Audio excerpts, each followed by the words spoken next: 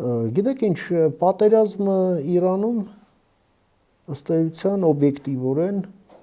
բարձրացրեց մեր տարածաշրջանում խաղաղության ռազմավարական արժեք։ Ինչպես պարոն Մերհաբյան, կխնդրեմ։ Որովհետև այնտեղ պատերազմը, իսկ այստեղ խաղաղություն։ Այս խաղաղությունը դարձավ ավելի թանկ։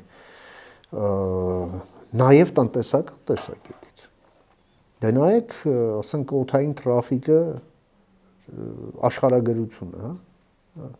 Այդ թրիփը օդում արդեն աշխատում է։ Այսինքն այն, որ մեզ ասում էին փոքր ենք, ոչ մեկի պետք չէ։ Այո, եւ ստացվեց այսօր ոչ միայն պետք ենք, այլև, այսպես ասենք, միջազգային ուղևորափոխադրումների կիզակետում ենք։ Կենսական կարևորություն։ Այո, միջմայրցամաքային ուղևորափոխադրումների, հա։ Եվ դեռ երկար ժամանակ դեռ այսպես կլինի։ Դե մնացածն էլ կապրենք, կտեսնենք։ Ի վերջո էլ եմ ասում, սա process է։ Ու ասել եմ դրա մասին, պետք է կրկնեմ,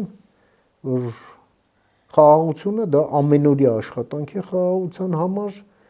եւ ամենօրյա պայքար է խաղաղության համար, այդ թվում նրանց դեմ,